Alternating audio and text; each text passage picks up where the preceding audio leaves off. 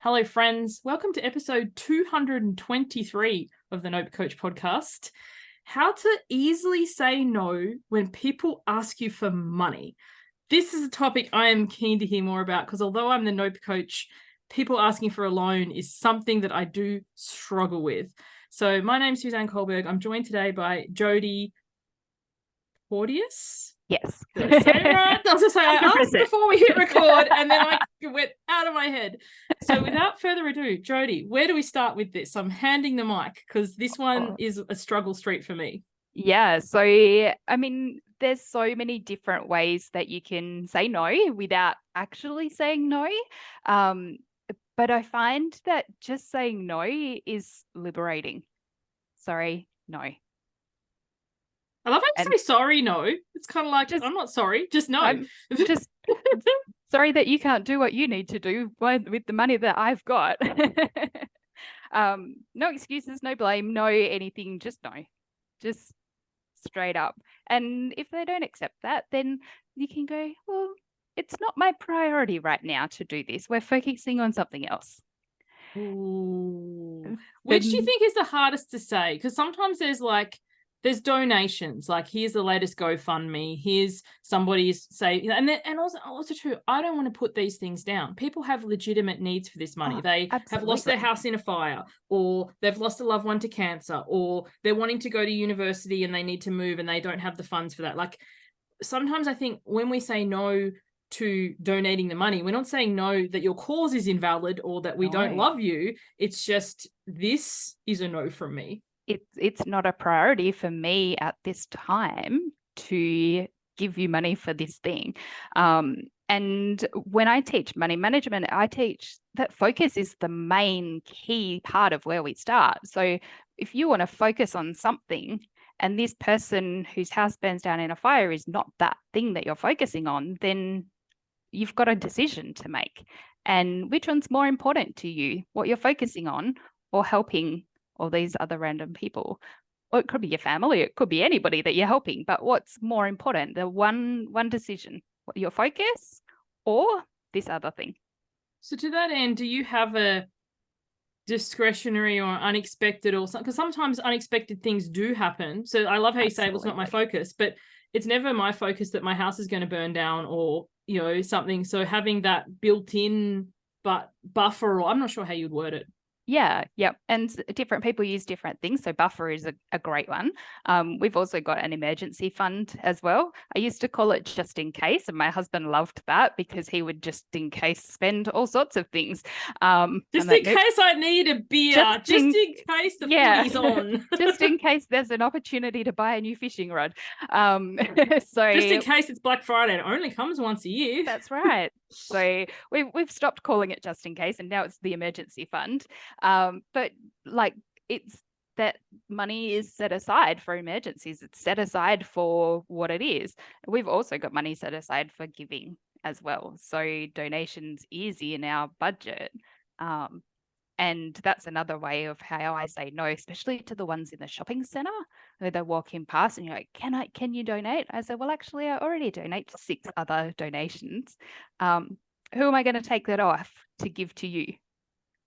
The ones in the shopping centre, I just don't make eye contact. I deliberately look at the ground. But now they kind of hone in on my children, and it really irritates me because I used to work in a shopping centre, and when at least the chains I worked for, they're not allowed to solicit. Like they can stand there and wave and dance and whatever, but they're not actually allowed to say, excuse me. So it really irritates me when that happens because it's like, no, this is, don't even start. Whatever it is, no. Yeah. So like for me, especially with the shopping centers, or if they're ringing to say, can you give us more money for the donations? I'm saying, well, I'm very fair with the donations that I give. I give $30 a month to all of the different companies that I deal with. Who are we taking that money off? And they're like, oh, no, you can stay where you're at. Thank you for giving so much for so long. But also too, I think that brings a point. We don't want to ever make people feel bad or mean or inconvenienced just for asking. You can ask all sorts of things. You're most welcome to ask. Doesn't mean it's going to be a yes. That's exactly right. And actually, it's sometimes fun to say no just to see what their response is, especially if it's on the phone. Like, I don't care, I don't know these people, but it's like, well, what else could I say that would be a no in a roundabout sort of way that they go, oh, yeah, you're okay. You don't have to give me any more. Thanks for that. I think on the phone is also interesting too, because we bring in the element of scammers and is this a legit person? Like just the other day I got a phone call and it was like, hi, this is such and such from the Telstra billing department. And I was like, cool, I don't know why you're ringing me because I'm not with Telstra. And hung up. You know, so Yep. Scammers are a total thing. So, okay. Absolutely. In the shopping centers, I love this. It's, you know, a straight no, or the Sue's thing of like looking at the floor, or as you said, which other place am I going to take away from? I already donate to. I've chosen my charities or my donation things. What about with family, especially coming up to Christmas, this time of the year, like, you know, I need that extra money to buy presents, or I really, you know, need this thing. Sometimes it can be the heartstring hardest thing with family. Yeah. Yep. And realistically, it comes down to, do you have the funds for that, and being honest? So you might want to say, I'm sorry, I don't have the funds set aside for that right now. And that way you're in control of your money and you get to choose what it is that you spend your money on. And they may not know that you have whole buckets of money for other things already sitting there, or that you're on the bones of your ass yourself. But if you don't have the Let's funds... just pause for that saying. It's like an Aussie thing. On the bones of your ass. Yes, yes. And you don't need to give away your financial position. Because the other one too, I don't have the funds set aside right now, is a great answer. But what about if you do, but you don't actually want to, but you don't want to say like, you don't matter to me or whatever. Yeah. But I love the thing is not a priority for me right now. Your lack of planning is not a priority for me. But it's sometimes, because sometimes when you do say yes, it becomes a, whenever I'm stuck, I'll go to this person, they'll bail me out kind of thing. Yeah, the bank of mum. I've got a 17-year-old. The bank of mum pays out well. And it's like, no, well, actually, you get funds to cover this, this, and this. So if you're not managing your money, then you're going to have to find a different way. And so that's something I say to my 17-year-old. If he wants to go to the movies and he doesn't have cash in his account, then that's not my problem. Go find somebody else to scab off. It's in a nice way. No, but I think it's teaching responsibility. It's teaching, you know, the money just doesn't happen. Like my children, one of them wanted to go and see a movie, the other one didn't. And I said, okay, well, I'll take you to see this movie, and then I'll take you to see the other movie. And now the first child wants to see the second movie. And I was like, well, you've already had your movie. So if you want to come, you're most welcome to, but the ticket needs to come from your own money, your pocket money, your stash, or whatever. Oh, so it's like, you know, do you prioritize this enough that you're going to invest your money into it? The same as like when we have birthday parties, they get invited to a birthday party. I have a limit of how much I'll put towards the present. And if they want to spend more than that because it's a really good friend or whatever, that's great. But that comes out of your stuff. Correct. Because I don't just suddenly walk into a shop and go, I didn't want to spend this much. So can I like just have it? Can you just give it to me anyway? Yeah. So encourage, and if it's your close family members, like your children, asking for money, it's like, well, I'm allowed to prioritize my money. How about you prioritize yours too? And so that's a really good conversation to have, that opens up to your whole family budget. If you're open to talking to your kids about your money, is going, well, our focus coming up to Christmas is making sure that we've got food on the table, is giving you a present each, is going on a holiday for January or something like that. So we don't have the funds set aside to give you whatever it is that you're asking for right now. So being open and honest with the people that you want to share that information with is a really good way to teach them as well that you get to make choices. You get to. And you may not choose that this time. And it's amazing how early you can start to instill and educate about this. My children are 8 and 10, and they are allowed to do 2 hobbies per term at school. Mm-hmm. But if they change midway, because, you know, we're human and our interests change, they need to fulfill on the hobby that I've already paid for. And then it's funny. So next year, my daughter wants to do a more competitive. This year she did semi-competitive, and next year she wants to do a full competitive cheer.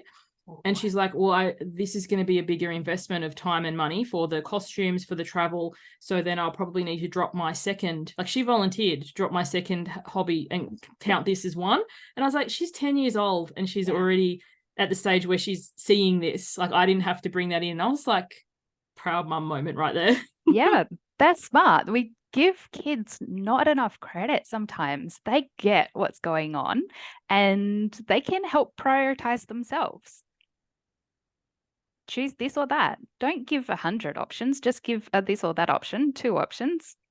And it's sometimes really easy for them to go, I choose this because that's better for me, or because I've got more friends there, or whatever, versus that. And you're like, oh, I would have agonized for that for weeks. And they've just made that choice. So definitely give them a choice. That's another one I do, their birthday parties. So birthday parties can, especially now, so expensive. Oh, yeah. So they can have a birthday party, or they can have whatever I would have spent towards the birthday party as cash, and they can buy whatever they want with it.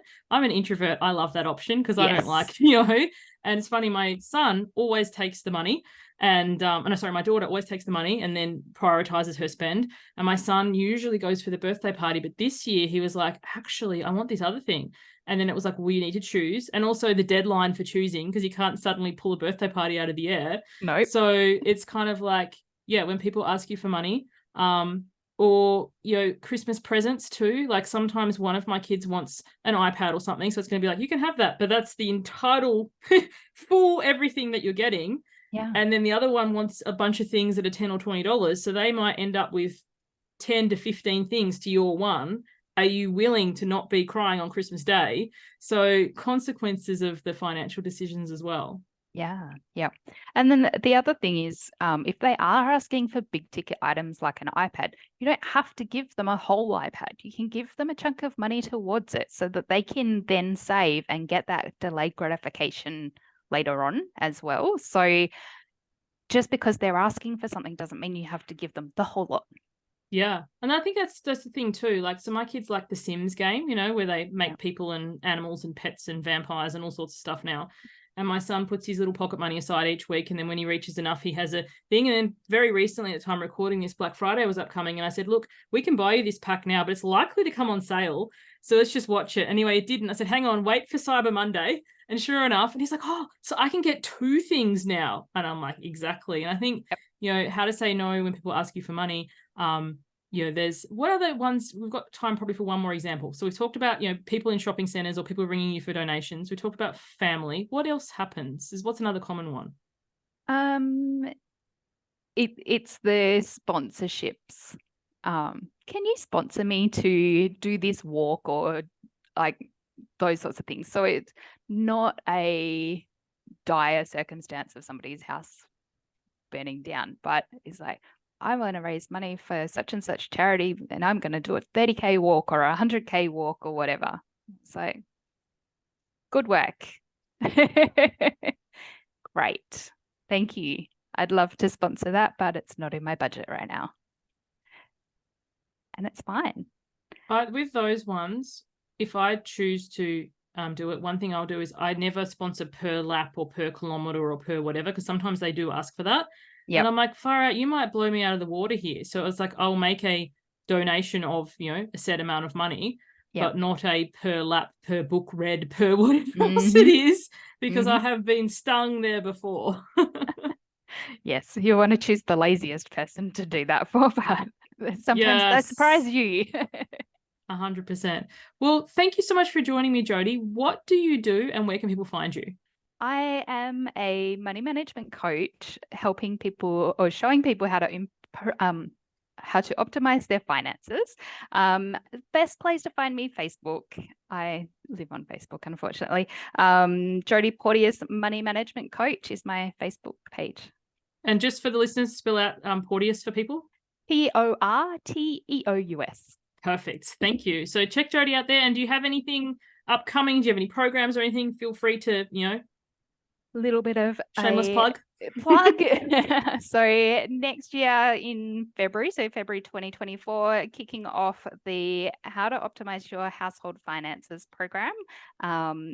And it's an 8-week program of step-by-step little action steps every week to come up with your intentional money plan. Oh, I love that. Small, sustainable, here for it. Thank you so much for get it out. Thank you so much for joining me, Jodi. There's too many J's trying to say that there. And thank you everyone for tuning in. We'll catch you on the next one. Bye for now. Bye.